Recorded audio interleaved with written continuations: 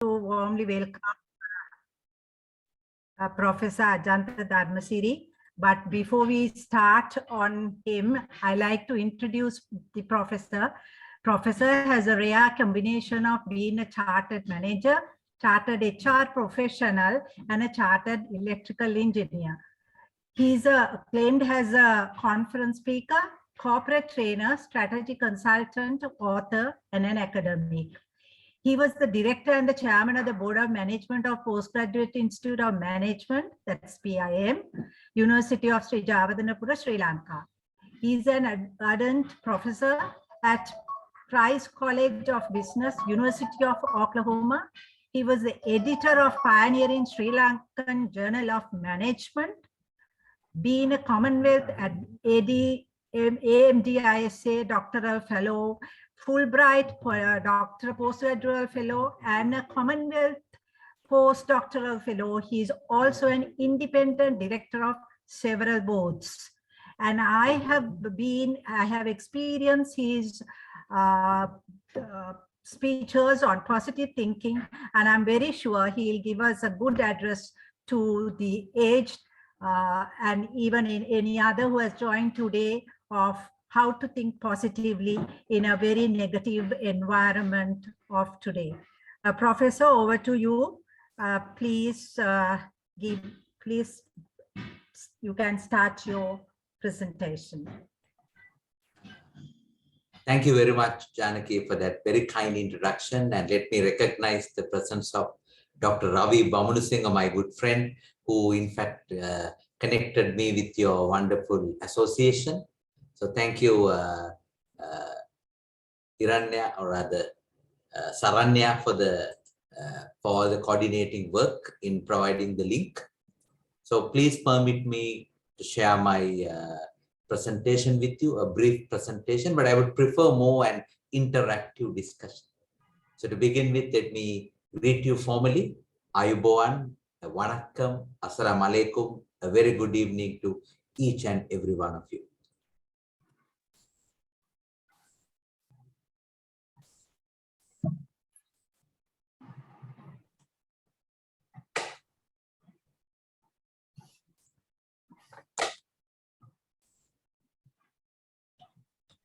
I hope you can see my screen now. This is the challenges that we are going through with planetary pandemic. The screen. You can see the screen, no? Yes, we can, yeah. Yes, so one is the challenge relating to the planetary pandemic. And on the other hand, all the other economic challenges, all the other challenges that we are faced with. Let me try to see how best I could.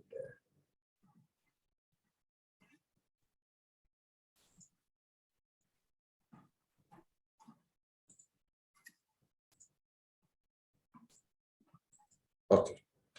So the topic I picked is power of positive attitude. In other words, power of a positive attitude. How we need to move ahead despite the doom and gloom that we see around us, surrounding us. So PIM had been my second home for the past 20 years, first as a student, then as a visiting faculty, then as a professor, then former director, now again back to a professor. Price is my summer home where I go every summer to teach international HR. I must confess that I was doing that for more than 10 years, but then during past 2 to 3 years, due to pandemic and other things, I could not go to US. CMI, Chartered Management Institute, I'm the Vice President of the Sri Lankan chapter, CIPM. I was a past president and currently a council member. So I'm the common eye of PIM, Price, CMI, and CIPM. So these are things that I did in print media, electronic media, social media, local, regional, and global arena, some of the interactions. And my columns, I'm sure you would have seen, Sunday Observer, every Sunday, Strategic Strides, and Daily Financial Times, every other Monday, Humane Results. And the books I've written, 10, the 10th one is being printed, 8th one is HRM for managers, and the 9th one, PIM Cases in Management, I co-edited with three other colleagues, including Dr. Ravi Bamanusing. So these are my involvements in consultancies in Asia, Africa, and the Middle East. You can see from the costumes, different nationalities getting involved. And the latest edition was Fiji. I enjoyed being in that beautiful island. Fiji Islanders were pretty much like Sri Lankans, very hospitable, very friendly. And I did some work with Vinod Patel, a group in Nandi, that is the capital of Fiji. So these are the glimpses of my summer teaching at Price College. When the summer is still, chilly is still not so hot, I wear the formal attire, but when the summer gets hot up, I get into a pair of shorts. That's very informal way of doing sessions. The professors come in pair of shorts and with a can of Pepsi in their hand or can of Dr. Pepper, which is like a sweetened condensed cola, like Kick Cola. So that's the informality in summer. So the new normal, this is the place where I want to locate the new normal, which is not as smooth or as sweet as the old golden era. So the face mask I just removed because I'm in my room, so I don't have to do that. But it has become a new fashion, a new feature, a new phenomena where wearing the face mask, covering the face mask. So pandemic has struck in terms of changing the social life, affecting from children to old age, everyone. So the new normal. So I would argue in the new normal, we need to see the reality and we need to have the required response.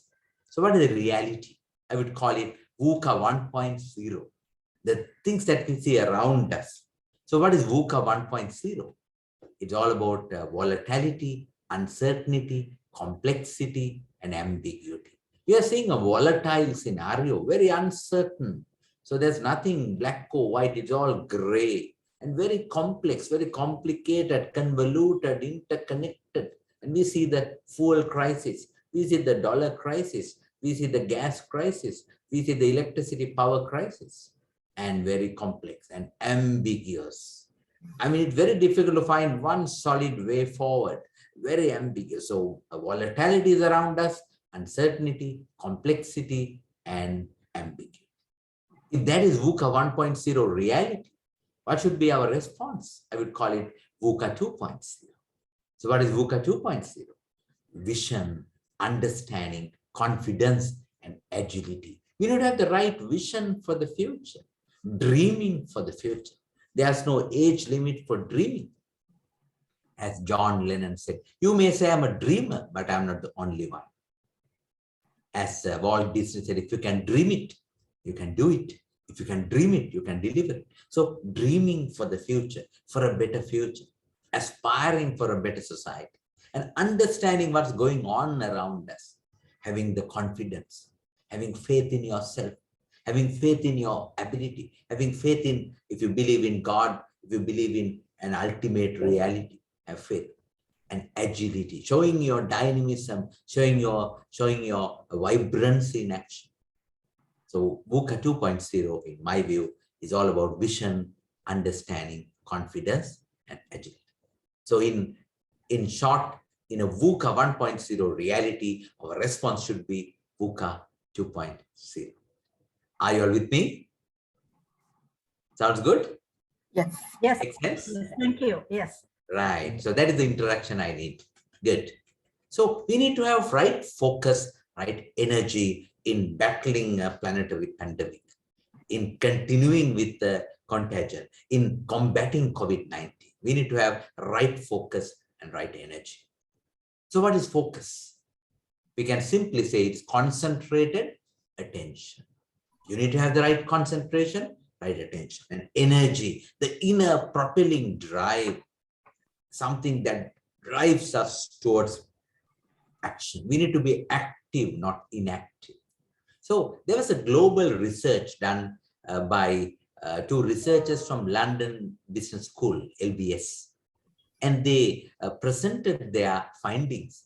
They published it, Harvard Business Review some time ago. So you can see very clearly, focus can be high, low, energy can be high, low. So you get 4 different scenarios. So when energy is low and focus is high, we get disengagement. You are thoroughly focused, but you don't have the inner drive to convince someone, persuade someone, persistently communicate with someone. So you get disengaged. So a typical scenario comes to my mind. A person who had been working for a long time in a government department.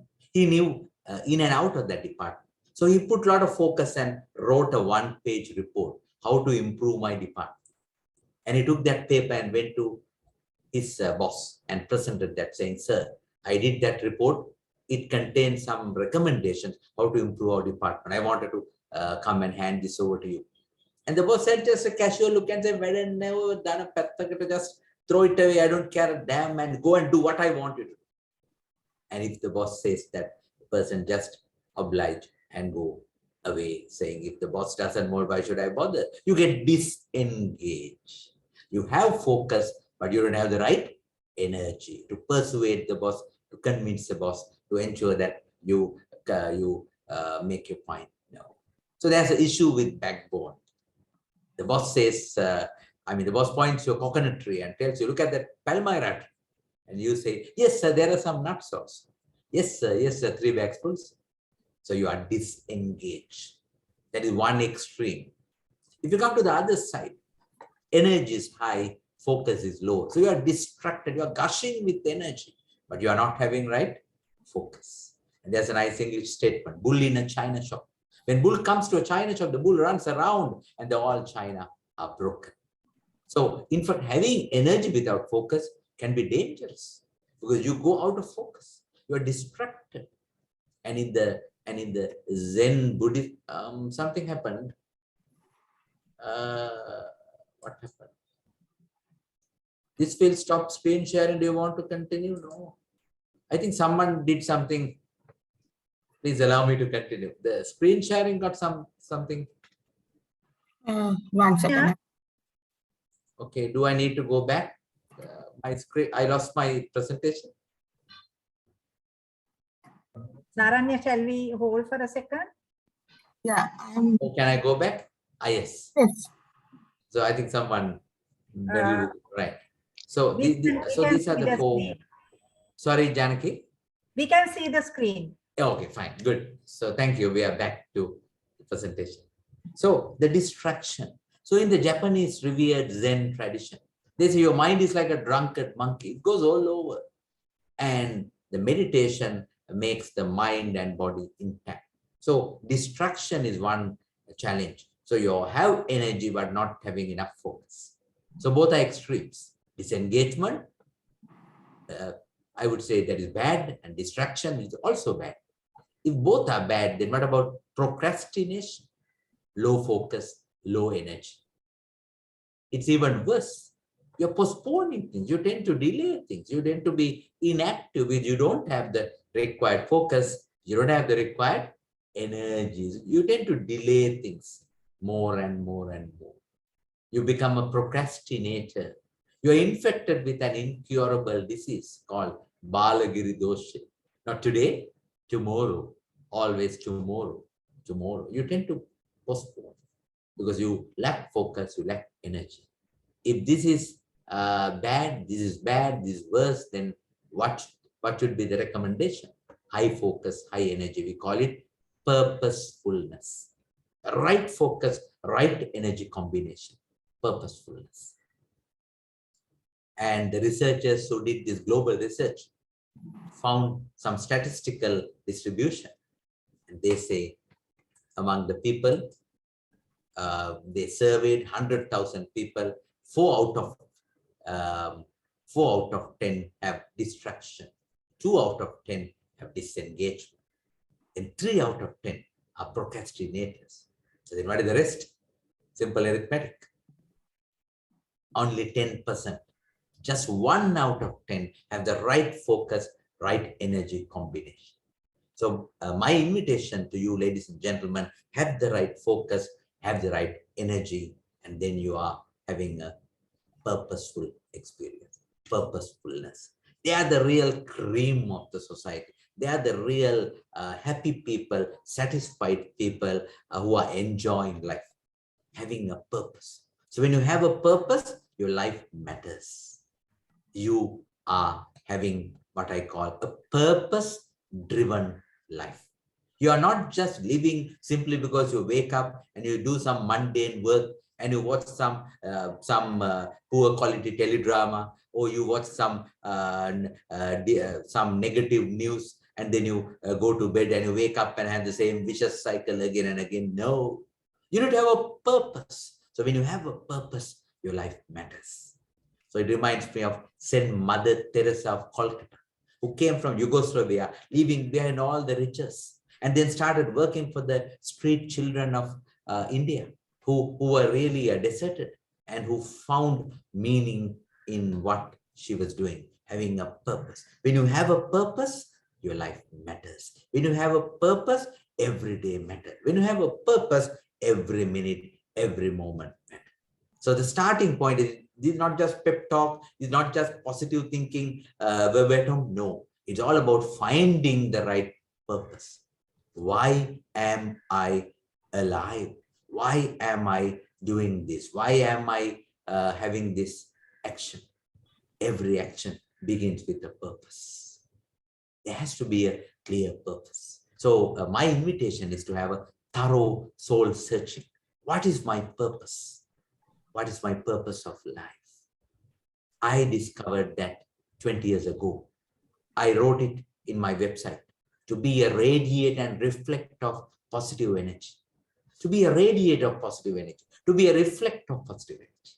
I'm still living it. I'm still living it. And this is one part of doing that. You need to have the right vision, right passion, right action. In the revered Buddhist text, they say, Samma Ditti leads to Samma Vaya. Right seeing should lead to right action. Unfortunately, in the society, sometimes we don't see Samma Ditti, we don't see Samma Vayama, but we see Vacha, Vacha, and Vacha in abundance. So plenty of talking, no action, but talk content. You can easily get NATO membership. No action, talk content. So talking about vision, it's all about dreaming, as I already mentioned. As Walt Disney said, if you can dream it, you can do it. So it reminds me of a fairy tale. I'm sure you'd have heard this many a time. It's all about Alice in Wonderland. Alice was a beautiful girl, and she saw a wild dream. In that dream, she was playing with some funny creatures in a nice lawn where there were so many roads in front of that lawn. So one such creature was Cheshire Cat. The cat came from a branch of a tree and approached Alice and asked from Alice, Alice, where do you want to go? Alice says, I don't know. And the cat says, go in any road. Any road will lead you to the place called, I don't know. Is this happening in our lives? Think about it. If we don't know where we are heading, we will end up nowhere. That's why Stephen Covey, the author of favorite book, 7 Habits of Highly Effective People, says, begin with the end in mind. Begin with the end in mind. In Sinhala, we say this very clearly, Danagana giyot kataragama no danagiyot atarama. In a seminar some time ago, with a large gathering, I shared this story. And I asked them, are you Kataragama people or are you Ataramaga? They said, we are Kataramaga people, neither here nor there. And after the seminar, one person approached me and told me, Ayosaroko Parana Katavagna. This is an old story. There's a new version of it. I asked what? He said, Danaganagot Vattala, no Danagot Mattala. That's a new interpretation. So I will not ask you whether you are Vattala people or Mattala people, but think about it. If you don't know where you are heading, there's something missing. Have a purposeful life with a clear vision. I had always been a dream. Some dreams came true, some dreams got shattered. That's a human nature. I dreamt that my son, who was studying in Maristella College, would come to Royal and he would excel in studies. So that happened, and that dream got shattered when my son passed away 5 years ago. So certain dreams get fulfilled, certain dreams get shattered. That's part of life. And it makes us mature in life. So you need to have the right vision and right passion, the fire within passion. You got to have that passion. And that is where the heart involvement, emotional involvement. Otherwise, it's only hands and head, but you need to have the heart into it. If the heart is missing, there's something really lacking. And then that leads to action. So I would say the VPA should be the way: vision, passion, action. And as Dr. Abdul Kalam said, dreams are not what you see when you are asleep. Dreams are what makes you to stay awake and to work. Isn't that amazing? Dreams are not what you see when you are asleep. Dreams are what makes you to stay awake and to work. Otherwise, it becomes a daydream. Like when I go to offices after lunch, sometimes I see people dreaming. And they sometimes make strange noises coming from Maligaon at the timber mills. Those are not the dreams that I'm referring to. I'm referring to dreams for the future. So when you have a purpose, you got to dream for you, for your, for people near and dear to you, to your children, to your grandchildren. You need to dream for them. You can be the point of inspiration for them. Okay. The passion factor. People with passion can change the world for better. People with passion can change Asia for better. People with passion can change Sri Lanka for better. What Steve Jobs said with regard to Apple is relevant to all of us. Of course, we don't have apple, we have pineapple, and we have not been even able to make a logo out of pineapple.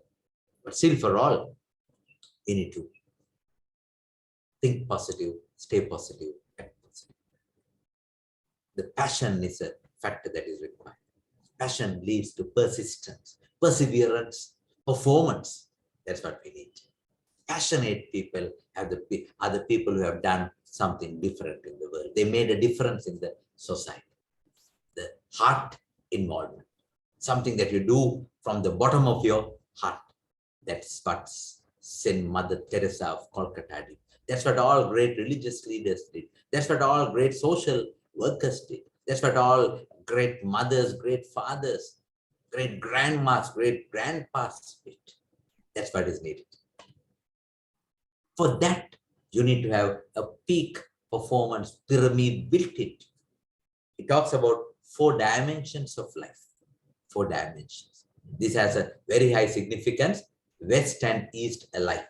So let me start from the Western perspective. It was a research done by Loha and Schwartz, 2 veterans.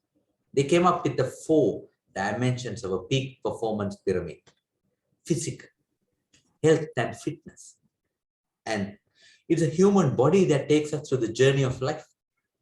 So we got to be healthy, we got to be fit. And when we are aging, we need to be more and more conscious about our physical front. As a proud nation, we used to say long time ago, Arogya Paramalabha. Health is prime profit. But now we have to say sadly, Arogya Shala Paramalabha. Hospitals have become profit center. And in hospitals, when they say a patient coming, they look at the patient and say Arogya Paramalabha. The patient is a huge profit-making opportunity. So that's a plight that we are in. So the point is, are we physically active enough? I remember walking along a public park in New Delhi, and there were a lot of Indians, elderly Indian couples, and they were laughing a lot. There was a laugh activity, there was a smiling activity, there was a laugh clinic, they call it. They were all laughing, smiling, cheering, in enjoying the sunny weather. See, you need to be physically active. Your joints have to be well oiled, and you got to make sure that you are physically active. So physical front, that's the first one. You need to ensure proper sleep. The more and more we age, we need more sleep. And you need to decide based on your biocycle how many hours of sleep you need. Don't deprive sleep. That's a silent killer. Sleep deprivation, the impact to the head. There was a Swedish research. They say the impact on your head, if you deprive sleep, is like someone hitting your head with a hammer. Imagine someone hitting your head with a hammer. Same impact will happen if you don't sleep enough. So your exercising, sleep, and the food that you eat. We are famous for eating all rubbish, all junk. Take the breakfast. The nutritionist advice for breakfast is what? Cereals, fruits, vegetables, etc. But what do we eat? Chinese rolls, patties, cutlets. The per capita consumption of Chinese rolls in Sri Lanka is far higher than that in China, isn't it? So we eat more Chinese rolls than Chinese. That's applied there. So when we eat oily food, when we eat fatty food, we have all sort of illnesses. So physical front is extremely important. Take care of your physical front for your own good and for the good of your loved ones, people who are near and dear to you. On top of that, mental front, mental sharpness. We need to make sure that our mind is alert, active. And I know I have a lot of friends who are young at heart, who are into puzzle solving. They are solving the crossword puzzles. They are doing Sudoku puzzles. They are doing some mind stimulating activities, mental sharpness. And there's a story about two woodcutters who went to the forest. They started felling trees. The first woodcutter kept on felling trees right throughout the day. Second woodcutter was a smarter fellow. He felled trees about for an hour and then stopped and took a device from his bag and started sharpening the axe. Then he started again felling trees. Another 1 hour later, sharpened the axe. At the end of the day, who had more timber? First woodcutter or the second woodcutter? Obviously, second woodcutter. Why? His axe was sharp. We need to sharpen our mind. We need to upgrade ourselves, make ourselves up to date. We need to be updated of what's going on around us. The world news, international affairs. These days, the Russia-Ukraine issue is impacting all of us, impacting our cup of tea.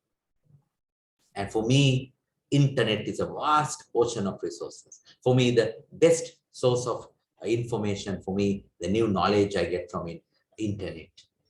It has a lot of facts and figures, internet. But the challenge is, unfortunately, some people go to internet not to find facts, but only to find figures. So internet becomes a gossip net. So I'm sure you are mature enough to avoid that in getting the best out of internet, leaving out the junk, leaving out the rubbish, leaving out what is not decent. So that is the mental front. On top of that, you have emotional front. Emotion can be broken into two parts. Emotion, enabling motion. And that's a term called emotional intelligence. If you look at the society, there have been people who have successfully passed the examinations, but miserably failed in life. Vibhage pass, jivite fail. Udeta depa, howsata siva. Why? They don't know how to manage their emotions. You need emotional maturity. There are constructive emotions, there are destructive emotions. You need to foster more constructive emotions like joy, happiness, enthusiasm, feeling satisfied. Whereas the destructive emotions, the commonest one, they call it anger. We tend to get angry and shout at people. Every time we get angry, the blood pressure goes up. The relationships are broken and you are having high blood pressure. So take care of it. Jealousy, like a very common thing in Sri Lanka. They say, Rusia or irisia, jealousy factor. So the negative emotions. Sometimes there are addictions. When we get, when we are negative, we tend to go for a particular addiction. It can be smoking, it can be drinking, it can be gossiping, it can be just negatively fault finding with oneself. It can be unnecessary blaming yourself, thinking that the whole world is against me. Like in the old movies, Rukmani Devi was saying, "Me krura loke aima upan." I mean, foster yourself with positive emotions, not negative emotions. Then on top of that, spirituality is all about values. Right set of values. Irrespective of what religion you belong to, spirituality goes beyond religion. I remember Venerable Rabukkana Siddhartha Theru wrote a beautiful song Budubana ඇසුවා නිරන්තරේ, බුදුගුණ ගැයුවා නිරන්තරේ, ගතිගුණාති අපිතාමත් වනන්තරේ. Even though you tend to be religious, you might still be doing things which are not acceptable in terms of spirituality. Spirituality means connecting with yourself, connecting with one another, connecting with the universal reality. That's where the religion comes. Having the right set of values, showing that you are a human being, not human doing or human undoing. Showing respect, care towards one another, working together. So these are the four aspects: physical, mental, emotional, and spiritual. Then you get, when you combine all four, peak performance pyramid. If you miss one, then you are having an imbalanced life. Anshabag. You got to have all four nicely blended, nicely harmonized. Physical strength, mental sharpness, emotional maturity, spiritual strength, spiritual satisfaction. Four aspects. And they are amazingly connected to the Eastern philosophies. If you look at the Buddhism, Satipatthana Sutra, it talks about Kayanupassana, Chittanupassana, Vedananupassana, Dhammanupassana.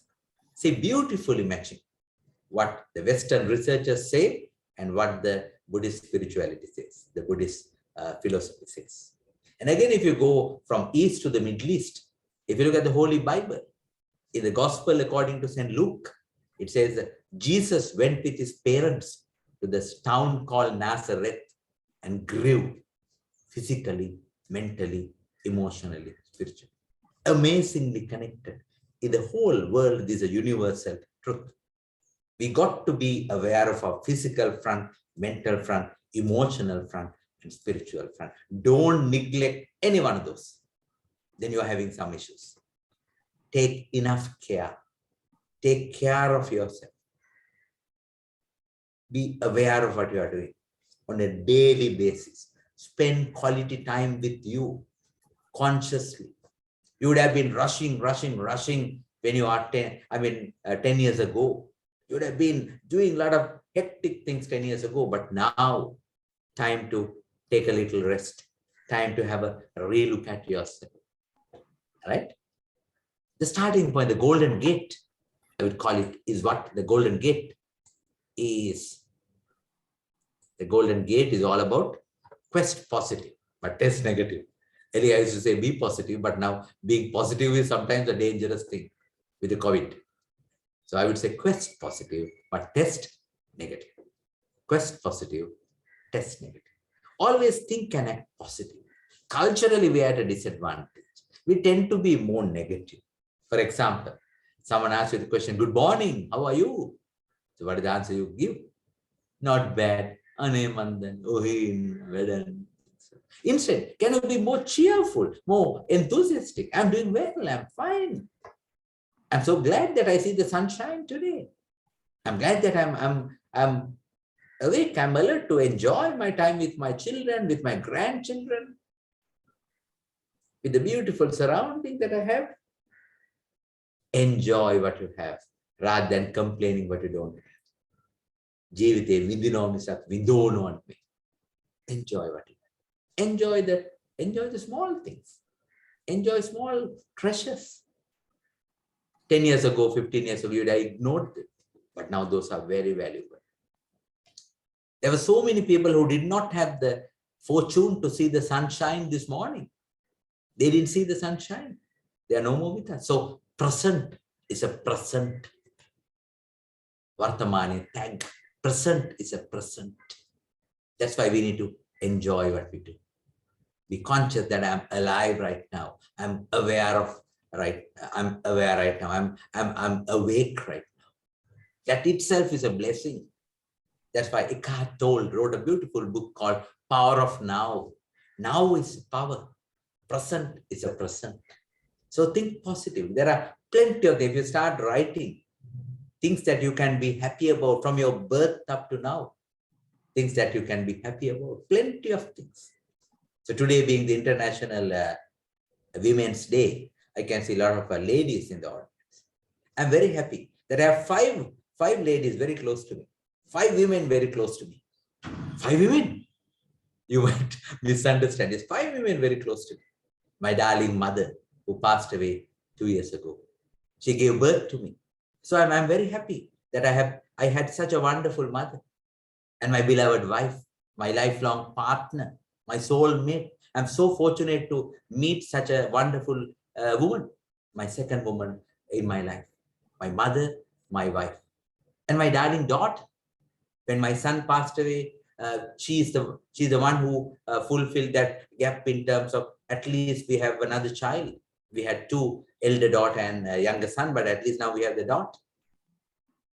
She's a teenager, and then she's studying for her medical exam. So I'm positive. So there are plenty of things to be happy. Then of course my mother-in-law, I call her mother-in-law rather than mother-in-law. Not L-A-W, but L-O-V. She was so caring to both me and my wife. And of course, finally, it's something very deep. Holy Mother, St. Mary. I'm a Catholic, so I believe in the divine intervention of Holy Mother. So 5 women very close to my heart. 5 women, not 1 woman, 5 women. So that's being positive, being cheerful, being happy. So every day is a blessed day. Every day is something that is given to you to do something positive, something cheerful, something enthusiastic. So having lost my only son 5 years ago, if I can be positive, I'm sure people have gone through turbulences, people have gone through tsunamis in their lives, people have gone through a lot of tragic events in their lives, but still we can be positive. That's that's the nature of life. Life goes on. It's a choice. Whether to be positive or to be negative is a choice. I'm sure you have heard a lot of stories about it. These 2 stone cutters who were chipping stones right throughout the day. First stone cutter was always complaining, Mikhail Malrasa, my hands are full of wounds. I'm fed up with this dull, damn, boring job. He was chipping stones. The other stone cutter was saying, I'm building a city. I'm helping them to build that marvelous city. I'm part of that wonderful construction team. So are you just a stone cutter, or are you a city builder? It's your choice. It's your decision. It's not the circumstances, it's your decision to stay positive. So 2 people failed A-level. So one person was crying, lamenting, weeping. The other person was thinking, now I know how they set papers. Now I know how I need to prepare.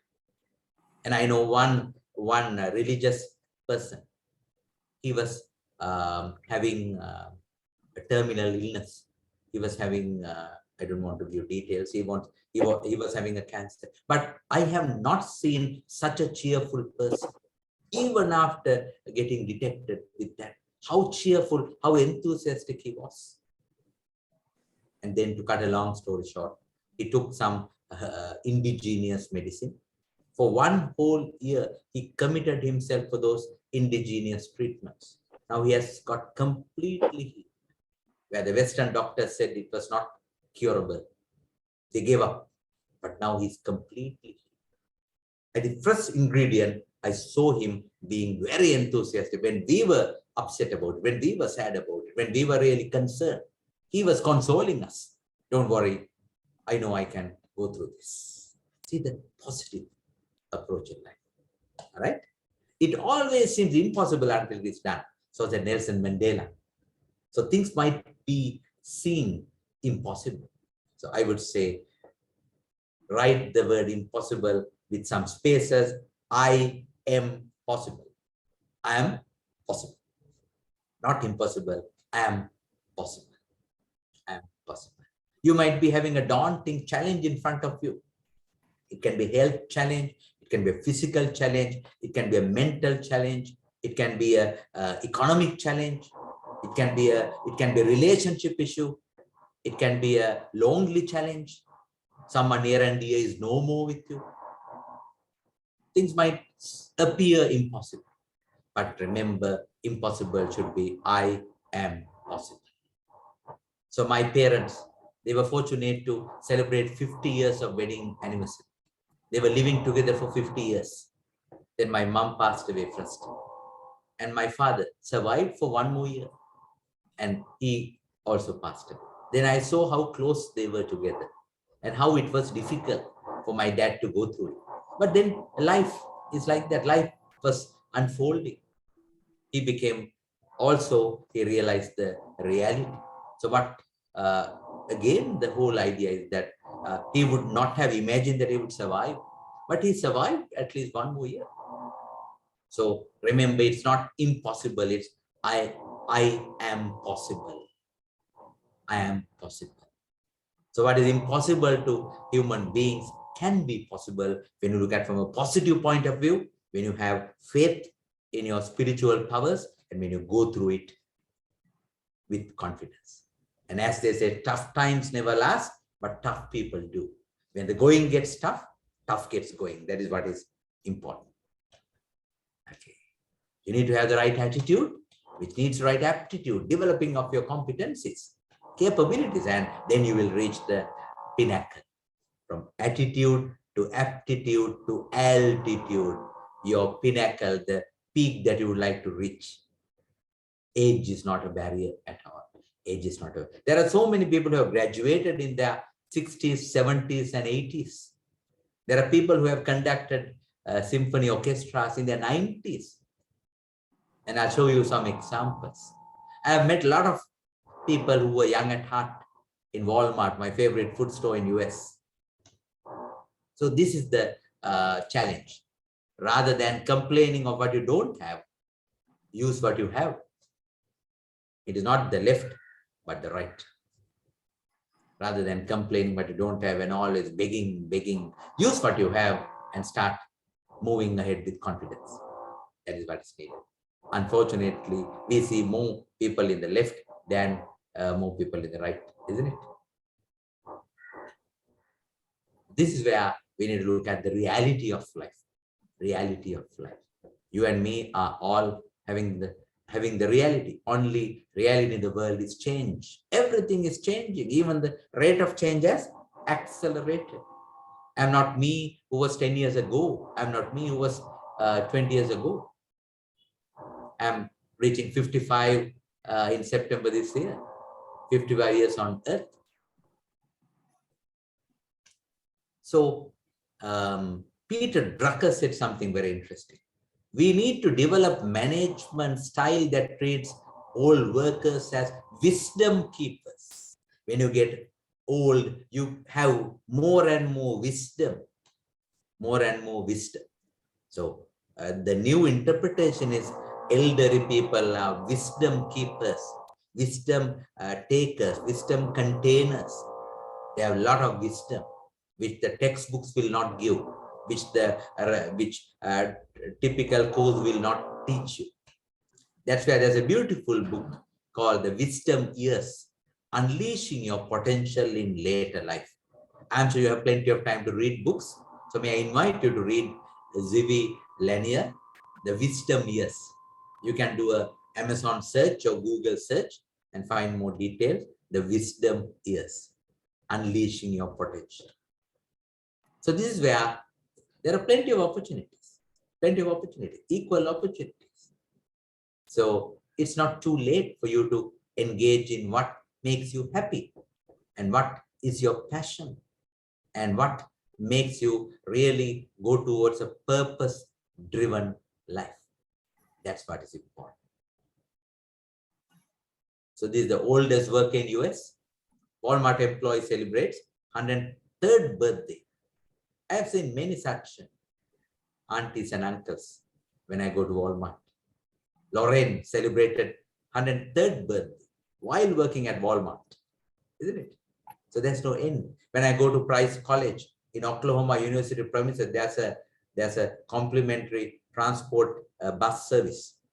All buses are driven by, on average, people who are above 75 years.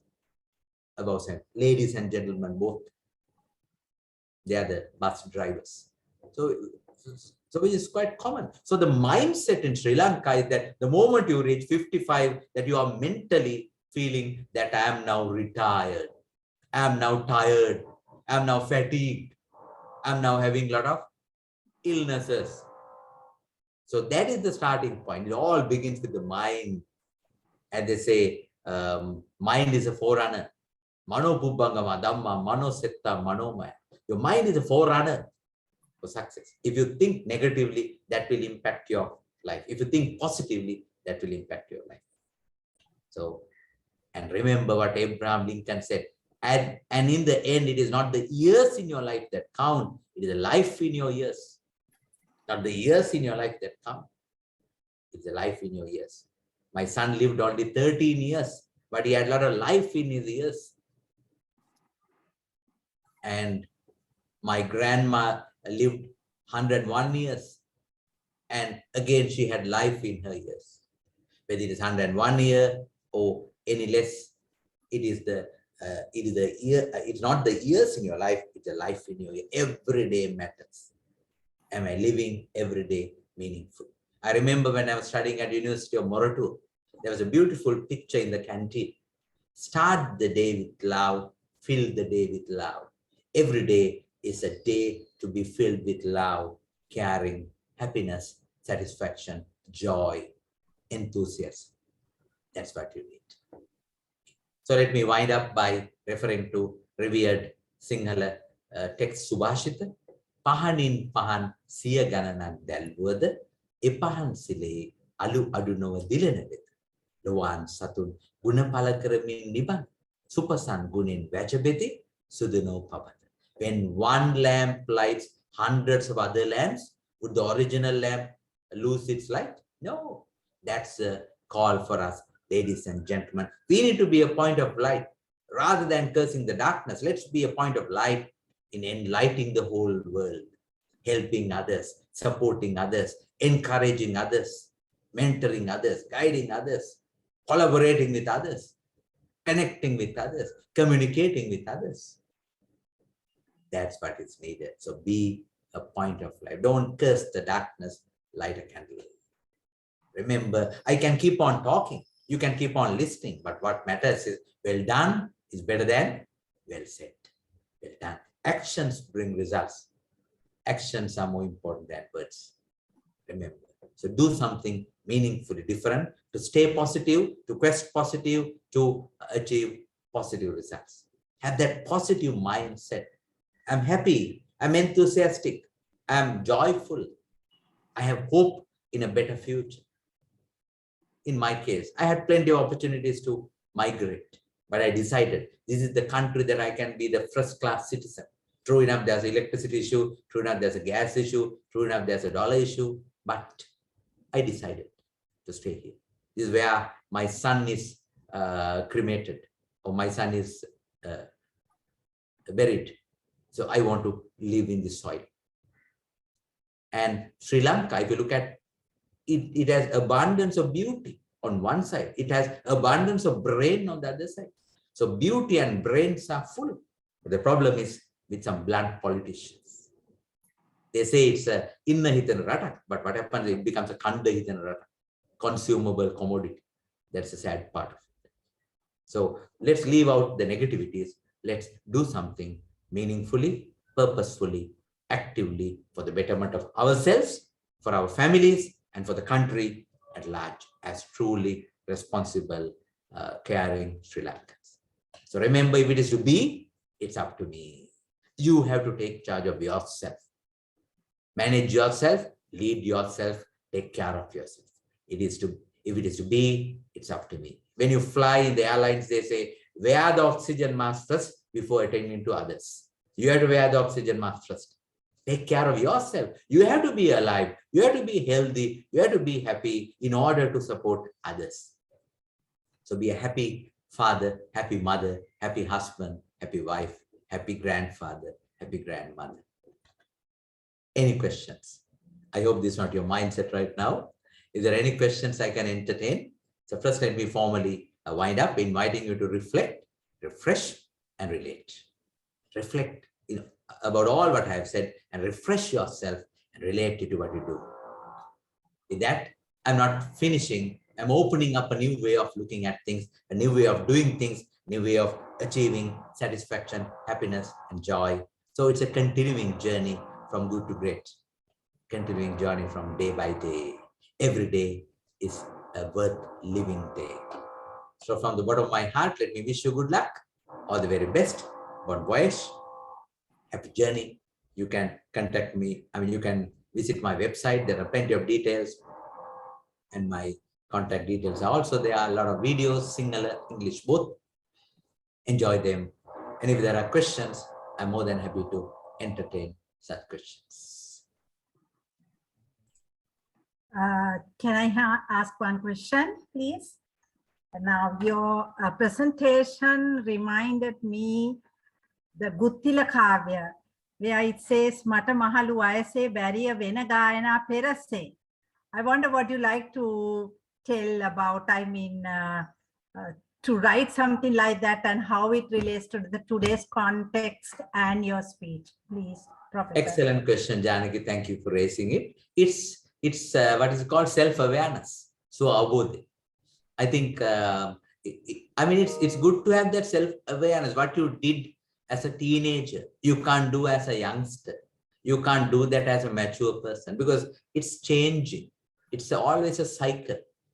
So when you are having a particular, when you are at a particular age, you should be aware of your strengths and your limitations both. So it is not being negative, it's being realistic. It's being realistic. And then again, it does not mean that it is a point for you to be depressed, for you to have a gloomy approach. No, it's a way of realizing that you have built others. You have built others who can do things better. So I, as a teacher, am the happiest when I see my students doing better than me. I learned this from late Professor Carlo Fonseca. When he humbly said, my students are better than me. They are doing far better than me. And that is the happiness factor for one. So when you say, Mata Mahalu Vayase Bariya Vena Gayana Perase, you should be happy that you have trained your students who can do the Vena Gayana much better than me, isn't it? So that's the happiness factor. Your children, your grandchildren, your relatives, and the people whom you are working closely with. That's the happiness you can have.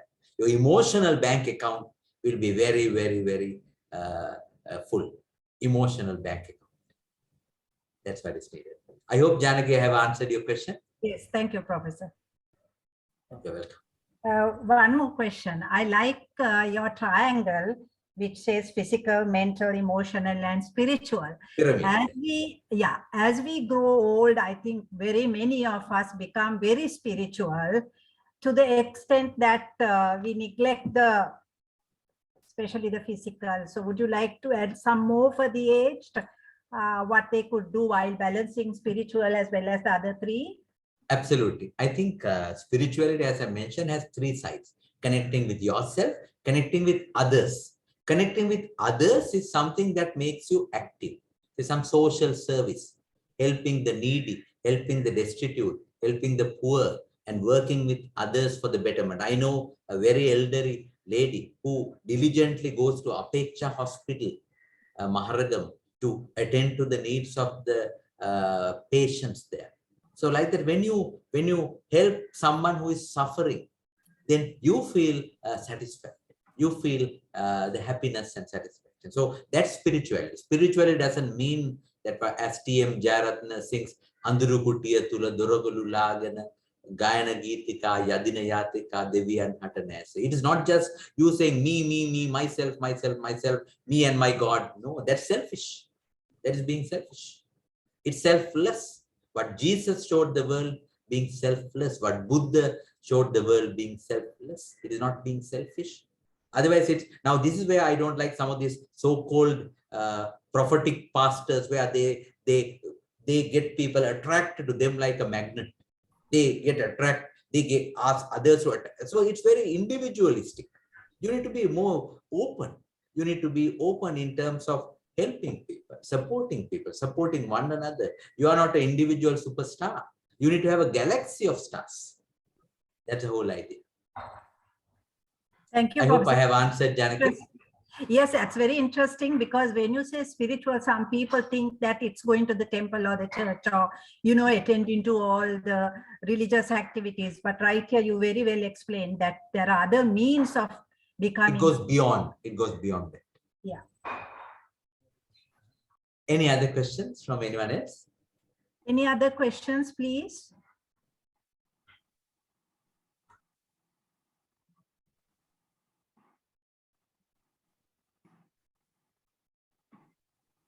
So from your last explanation, Professor, you also, sorry. Can I talk? Yes, Janaki, please. So from your last explanation, you also gave insight to procrastination, because sometimes we go old and we're just thinking, should I do that? Should I do this? Or is it the right time? And so forth. So there is no time or whatever. I mean, you can start at any time and attend to many activities without contemplating. Am I correct, Professor? Well, it's a bit of a challenge. I agree. Challenge. Sometimes you might naturally tend to be a little lazy because you have plenty of time. That's where you need to have a purpose. When you have a purpose, I mean, then you need time to fulfill that purpose. So Mother Teresa never complained about time because she was always occupied in doing what makes her happy, what fulfilled her desire, her dream. So when you are really now I know recently I met a very elderly couple. In fact, they had all the luxury, they had all the money to go and just enjoy life elsewhere, but they do gardening, they do agriculture, they work in the garden, they enjoy having nice flowers, they enjoy having nice vegetables and so on, and that gives them happiness, sense of happiness, satisfaction. So they have become in a way farmers, and they don't complain about tiredness because they enjoy what they do. The simple point is when you enjoy what you do, it doesn't matter. I know so many veteran professors who used to teach even in their late 80s. I know certain surgeons, they used to do even surgeries even in their early 90s. When you enjoy what you do, your life matters because you are connected with your purpose.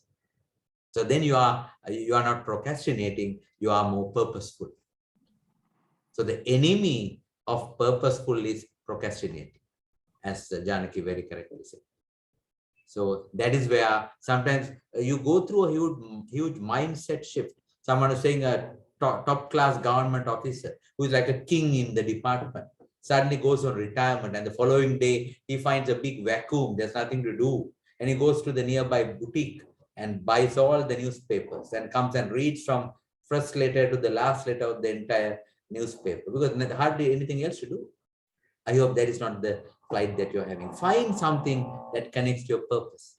Find something meaningful. It can be religious, it can be connected to your temple, church, kovil, mosque, or it can be connected to the society, connected to a school, connected to something that makes you happy, makes you satisfied, makes you fulfilling your dreams. It can be, I know a lot of people enjoy spending time with their grandchildren. They go back to their youth, they reconnect with their time that they spend with their children by connecting with their grandchildren. The grandchildren gives them a lot of happiness. And while I was doing my MBA, my father-in-law, I call him father-in-law, and he used to take care of my daughter and my son. Every morning he used to come and take them to the Montessori, where I was busy with MBA work and my office work and so on. So, I mean, that kept them occupied. And I know one great personality, Dr. Vikrama Veerasurya, late Dr. Vikrama Veerasurya. He said he keeps going because of two things. One thing is his grandson. He enjoys being with the grandson. Second one is PIM. He enjoys teaching at PIM. So both kept him really going, even in early 80s. Any other questions, please? Renuka? Yes, Professor Ajantha. This no, you were saying in US how you found this guy at over 100 working in a supermarket. Yes, over there, I think the environment is different, the way people think it's different. But here, well, once you retire, I mean, it's just that you're regarded as you're a retired person, and even the environment, it's difficult for you to get about. There are so many restrictions which are not there in US, or for that matter in any developed country. So even if you have to go out, you have to depend on somebody unless you can drive or you have your own car, and getting into public transport is next to impossible. So you can't like compare, I mean, it's unique here. So in that scenario, how do you get into this positive thinking? And, you know, the environment itself puts you into negative mode most of the time. And now it's worse. So it's easier said than done. I should say that, because I was looking forward to a lot of work, but after my retirement, it was not easy, because then the COVID came, and with that we all got into quarantine and lockdowns. So I know it was difficult for me to go through that sometimes. Of course, sunrise kept me going some. But in Sri Lanka, it's difficult even to get involved with an organization. There aren't many organizations, and even if there are, it's difficult for people to get together, because the mode of transport, venues, they are not as easy as in other countries. So how do you, when you take the Sri Lankan scenario, what would you, how would you advise us to stay positive? Thank you, Renuka. That's a great question. Again, I saw a sense of negativity in the way you commented about Sri Lanka. I think it's a mindset. Starting point is mindset. True enough, I agree. The infrastructure, for example, the differently able access, the way people look at senior citizens are different from the developed country, to a developing country. There are challenges. As you rightly said, the public transport can be very, very challenging. But there are bright sparks. If you look at Mr. Merrill J. Fernando, one of my heroes in terms of leadership icons, the way he ran Dilma, coming from humble beginnings of Ettukal, how he ran Dilma, even when he was really having health challenges, he used to come to work and he used to spend at least half a day. And I know in my faculty, there's one Mr. Isrupala Kalyanaratne, who is a veteran linguist who knows Sinhala and English marvelously. He's from Kumaratunga Munidasa community, Hela Howler. He's now into almost 80s. And he's still continuing. And I know there's a CEO in Chartered Institute of Personnel Management, Mr. Chris Obesekar. He was a director HR at HNB for a long time. And he's still working at CIPM as a CEO. So the problem is opportunities and to explore the opportunities. And if you take a country like Japan, they always respect the wisdom. As I mentioned, the wisdom carriers, the elderly people. And we need to have that mindset. Of course, the challenges in terms of economic challenges, some private sector organizations, they might prefer young and dynamic people for certain jobs. True enough. But always there's consultancies, always there's advisory capacities, always there's something that the wisdom is in high demand. I think in Sri Lanka, with the current dollar crisis, wisdom is neglected. Wisdom is there, but people have to listen to the people with wisdom. If the people who are at the helm, if they are not listening to the people with wisdom, then God bless them. That's the whole issue. There are experts. We have enough experts, but they have to be listened. So I think it's a mindset, Renuka. So really, in Sri Lanka, view, wisdom is not really wisdom is not really taken the way it's not appreciated, isn't it? It's not appreciated. It's not appreciated. Yes, yes, true enough. It's not appreciated. But then again, there has to be forums where it has to be highlighted. Now, I did a presentation in Fiji And I mentioned this very clearly, the aging workforce, the very strong positive, the wisdom that they carry. Now I know the value of, I don't want to mention names, the PIM faculty, and most of them are retired people. They have been wonderful chief executive officers, very senior people in either government sector or private sector. And after the retirement, they have come and joined PIM in adding value and sharing their wisdom, expertise. So there has to be opportunities. Keyword is opportunity, and then utilize or exploitation of opportunities. I hope I have answered you, Renuka. Sriyani, would you like to contribute, Sriyani? Because I know you work very heavily with aged community. You may have something to contribute towards it. Sriyani?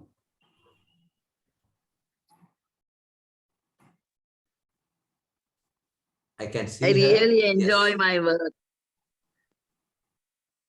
So you And really, where do you work? why don't you tell us a little, Sriyani, that other people can get motivated? I know you work very well, very much, a lot with the aged. Oh, Janaki. What a speaker. You're not a speaker, you're a doer, I know it, yes. Yeah. Okay, Sriyani. Any other questions, please? Mr. Somesaran?